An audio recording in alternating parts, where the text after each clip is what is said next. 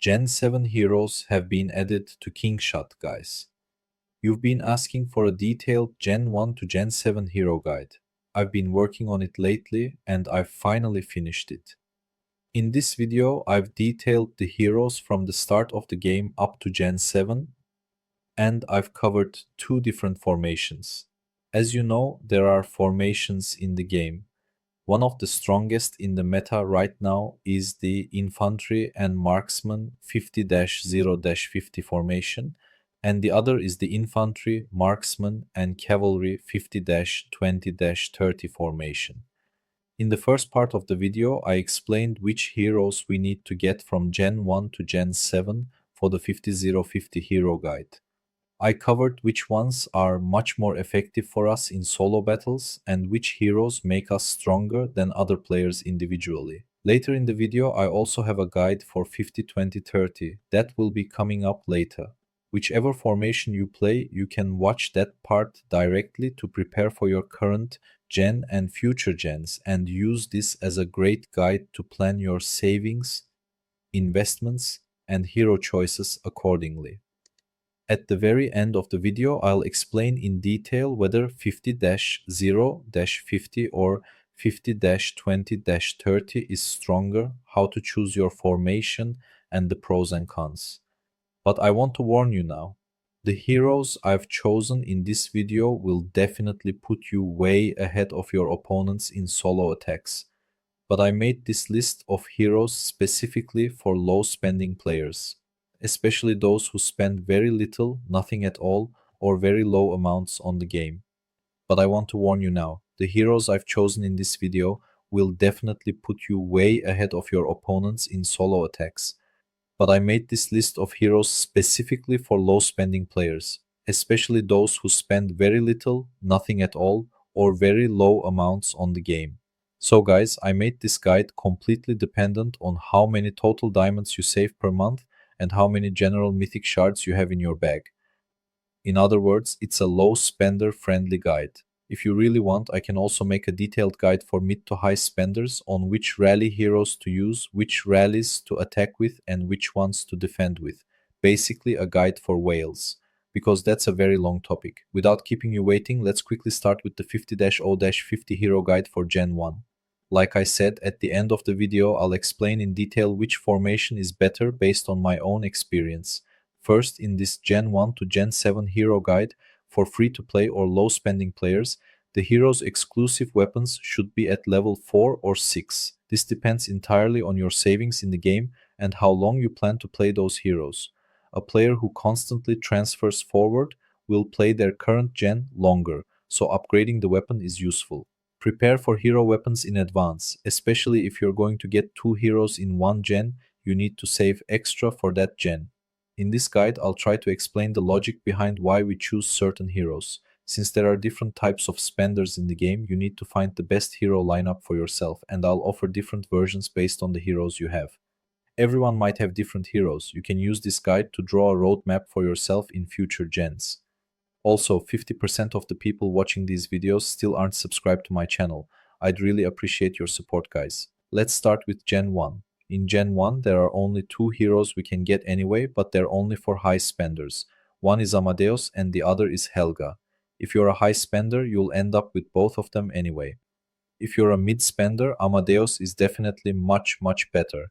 If you get Amadeus to 4 stars, you can easily use him up to Gen 4, Gen 5 or Gen 6. That's why when you reach VIP 10 and buy all the VIP packs up to VIP 10, your Amadeus will be 4 stars. Amadeus will easily carry you to Gen 5 or Gen 6 and you won't need to get another infantry hero. If you get Helga, you can play with her until Gen 3.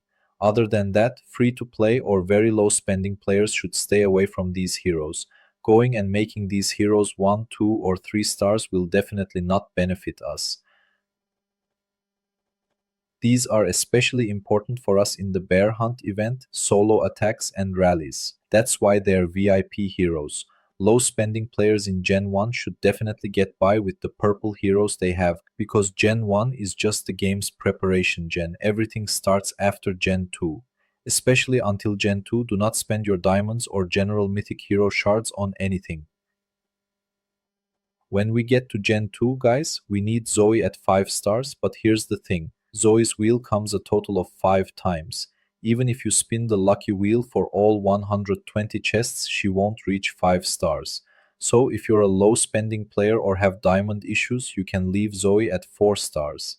You can get 10 shards of Marlin from the hero hall by spending 15,000 diamonds.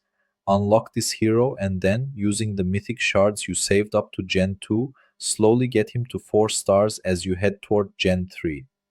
Because we'll be playing with Marlin for a long time. Definitely have Zoe and Marlin at 4 stars. Mid and high spenders will definitely get Zoe and Marlin and upgrade them easily. The Hilde issue is important for 50-0-50, but since you won't have many resources in the game, I recommend getting Hilde in Gen 4. Because after Gen 4, keys and intel missions start giving you Hilde shards. You can get Hilde using far fewer general mythics. So low spending or free-to-play players should skip Hilde here and focus on getting Zoe and Marlin to 4 stars. Kingshot's official store is open, guys. Now a token appears right next to our diamonds in the game, and we can buy packs affordably using the kingdom stars we get from there. Especially with higher tier packs, there are more bonuses and they sometimes increase the bonus amount during certain in-game events. So without needing any external site, you can log in regularly whenever you want and top up from this site. It's the game's own official site, so this is definitely the safest place, guys. You can make your purchases from this site if you'd like. If you want to support me or my channel, buying through the link I pinned in the video description and comments directly supports me too. Let's get back to the video without keeping you waiting. When we get to Gen 3 is one of the most essential gens for us. Because guys, Petra is one of the best heroes for 50-0-50 and is a must-have for bear hunt. If you're a player who calls rallies, you'll be calling rallies with Petra until Gen 8. By the way, this video won't cover which heroes to use in bear hunt, because my bear hunt guide is already on the channel. You can find it in the video description. I can also do a Gen 1 to Gen 7 arena guide if you want. Let me know in the comments. Don't take Petra to 5 stars. If you're playing 50-0-50, definitely leave her at 4 stars. Don't waste your diamonds taking her to 5. Because when we play 50-0-50, we don't need Lancer stats. Since we don't send Lancer troops, making her 4 stars and maxing out her skill level is enough for us. We can save our remaining diamonds, so with a 4-star Petra, we'll probably play until Gen 8, Gen 9 or even Gen 10. When we get to Gen 4, things get a bit complicated, I'd say. If you don't have diamond issues and want to stay ahead in those gens, I think you should definitely get Rosa to 4 stars from the wheel. Once you have a 4-star Rosa from the wheel, you won't need to use Marlin anymore, guys. You can use Rosa instead. Also, Rosa is in the backline. By the way, I unfortunately put the wrong image for Rosa here, sorry about that. Hilde's picture was put there instead. Hilde and Rosa's places got swapped. Yes, when we use Rosa in the backline in Arena, she really makes us stand out and strong. She's not bad in solo battles, she's strong. And also guys, it depends entirely on your diamond situation. If you can make her 5 stars, do it. Otherwise, leave her at 4. Rosa is also really strong in bear hunt. Since Gen 2 heroes start appearing in the intel and gold keys in this generation, Hilde is completely optional. It's up to you whether to make Hilde 4 stars. If you have extra general mythic shards, you can make Rosa 4 stars in Gen 4, but even if you don't, you won't face major issues. Here, I definitely recommend making Alcar 4 stars, or 5 stars if you're playing in dead states, especially in a state without whales where you can win the Governor event. Because I don't think the Gen 5 infantry hero is very useful. We'll think of Alcar as our carry infantry and expect him to take us toward Gen 5. Toward Gen 6, sorry. When we get to Gen 5, guys, Longfong and Vivian arrive. Longfeng and Vivian depend entirely on your savings at this point. If you have the savings, I think you should definitely make Vivian 5 stars. She's incredibly good for 50-0-50 in solo battles. She definitely makes you stand out in arena. So if you make Vivian 5 stars, since we'll be playing with her until Gen 7, this hero will be very useful and will be really strong in these gens. As for Longfeng, if you got Alcar from the previous gen, you don't need to get Longfeng.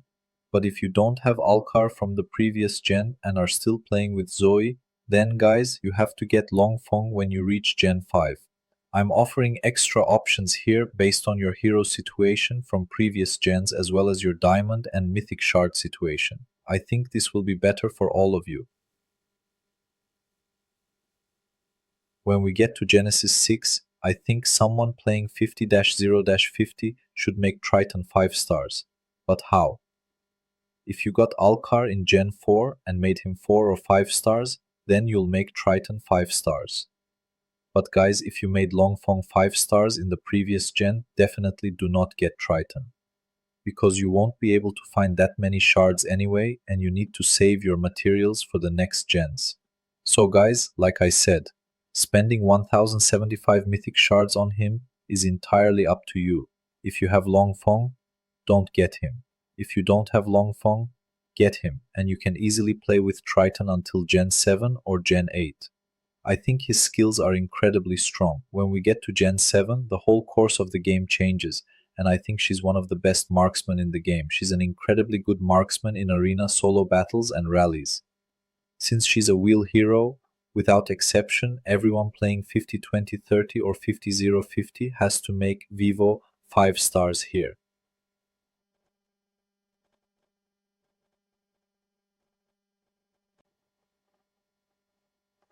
Other than that, I don't recommend getting the other heroes I didn't mention. As a player who plays 50-0-50, I would definitely use this guide to be the strongest in solo play. Of course, these are just my thoughts, guys. You can write your thoughts in the comments, or if you have any questions, please ask. Without keeping you waiting, our next guide is the 50-20-30 guide, and then at the end of the video I'll explain which formation is better and how to choose. If you're not subscribed, I'd really appreciate it if you subscribe, like, comment, and share this with your friends on the server. Let's move on to the 50-20-30 guide without keeping you waiting. In the 50-20-30 guide, our formation is mainly 50% infantry, 20% cavalry, and 30% marksman, guys. Of course, these ratios can sometimes vary depending on the account and the battles. In this formation, starting from Gen 1 and going up to Gen 7, I'll quickly explain which heroes you need to get. Actually, the basic info is the same as 50-0-50. We'll just make changes to some of our heroes. So, without keeping you waiting, let's quickly start with Gen 1. Starting with Gen 1, guys, Amadeus and Helga are still a matter of choice for high spenders. Whether you use 50-0-50, 50-20-30 or whatever formation, definitely do not spend your general mythic hero shards on Jabel. Because guys, this is a hero the game will let you get to 5 stars for free. You can save the shards you'd spend there for better heroes in future gens. Don't waste mythics on a hero the game will make 5 stars for free. It makes no sense. So in Gen 1, high spenders can get Amadeus and Helga if they want. Low spenders will wait for Jabel to upgrade on his own and wait for Gen 2. When we get to Gen 2, guys, Zoe must be 4 stars. Make her 5 stars if you can, but if you can't, don't spend mythic shards. Marlin must be 4 stars. High or mid spenders should make him 5 stars if they can. When we get to Gen 3, there's something different here. We definitely won't get anything in Gen 3. We're skipping this gen entirely. But here's the thing. If you care about bear hunts and are a player who calls rallies in bear hunts, get Petra from the wheel, make her 4 stars and leave it at that. If you can get her weapon to 4 or 6, you'll be calling rallies in bear hunts until Gen 8. Or, if you think about changing formations in the future, since Petra is a key character for you, this is entirely a matter of choice. If I were playing 50-20-30, I would probably make Petra 4 stars and upgrade her weapon to 4 or 6, just in case a future update or the strength of Gen 8 or Gen 9 heroes changes things. Other than that, you don't need to get any heroes. It's entirely a saving gen, a saving generation. We're quick moving to Gen 4. In Gen 4, definitely make Rosa 4 or 5 stars, guys. Then, using the mythic shards we've saved over the last 2 gens, make Margot 4 or 5 stars depending entirely on your savings. For 50-20-30, especially for cavalry damage, Margot is a really skilled hero, and she's also a total pain in the neck in arena. She'll be very useful and make you stronger. When we get to Gen 5, guys, we have Long Feng and Vivian. Now you definitely need to make Long Feng 5 stars here. If you have diamond issues, you can leave him at 4 stars. Try to make Vivian 5 stars with your mythic shards. But since you made Margot 5 stars in the previous gen, if you're low on mythic shards, definitely make Vivian 4 stars here and try to play with her, guys. When we get to Gen 6, we'll only get the wheel hero, Sophia. Sophia is one of the key heroes for us. She buffs cavalry damage incredibly well. She's absolutely essential for the damage of the 20% cavalry we send. And since she's a wheel hero that we can get using only diamonds, we'll definitely get her and make her 5 stars. We'll play with her until Gen 9 without needing to get another cavalry hero, saving us from other cavalry expenses. When we get to Gen 7, we don't get any heroes again. We only get our wheel hero, the marksman hero, guys. If you noticed, in Gen 6 and Gen 7, there's no hero we spend mythic shards on, because we only got the wheel heroes with diamonds and made them 5 stars. Thanks to this, guys, we'll have an incredible accumulation of mythics for the heroes in Gen 8 and Gen 9. Especially when you transfer forward, this mythic accumulation will keep growing and your diamond stock will keep growing too. If you're a bit patient, these will definitely make you very strong in the later stages of the game. This game is not a short-term game, guys. People will probably play this game for 2, 3, sometimes up to 4 years. So guys, we're always patient and make the most accurate lineup for ourselves. Now that we've finished our guide, let me tell you its advantages and disadvantages. Right now, the most hyped formation in the game is 50-0-50, or they put a 3 or 4% cavalry in there, like 48-4-48.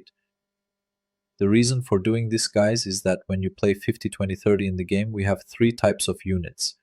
We end up dividing our chief gear, governor charms, or hero gear into 3, all our savings and the money we spend. But if we do 2 things, if we play 50-0-50, we only upgrade 2 things, 1 infantry, 1 marksman. Everything we would spend on cavalry, we spend on marksman and infantry, bringing them to a very high level. Since our opponent divides their resources into 3 and we divide ours into 2, and since 50-0-50 is currently the meta, believe me, when you call rallies on players much stronger than you in the future or in solo battles, 50-0-50 will make you stand out much more. 50-20-30, on the other hand, is one of the most balanced formations in the game. With the heroes we use, this setup won't disappoint you in either arena or solo battles. But right now, the strongest in the meta is 50-0-50, because you divide your resources into 2. 50-20-30 is a bit safer, because what we call the meta is not permanent. With a future update or new heroes in the Gen 8 and Gen 9 guides, it could suddenly become a useless trash formation. Players who play 50-20-30 can leave marksmen behind at higher levels, strengthen their cavalry, and adapt to the new meta. But if such an update comes or heroes change, a player who plays 50-0-50 could see their account fall incredibly far behind after Gen 8 or Gen 9. And I have to make this guide every time a new gen comes out, guys, because since I don't know how Gen 8, Gen 9, or Gen 10 will turn out, unfortunately we have to make a guide like this for every new gen and definitely shape our accounts accordingly. I hope the video was useful to you guys. By the way, when setting up these formations, it's not just about the heroes. You need to hero the hero gear in your ocean according to the formation. You need to upgrade the governor gear and charms on your account according to this formation. If this video gets 2000 likes, guys, I'll also make a detailed video on how to develop an account for the 50-0-50 formation step by step. Thank you so much for watching. Like I said, I put a lot of effort into this video and have been working on it for almost 2 weeks. I hope it's useful to you. Take care of yourselves. See you in new videos. Stay healthy.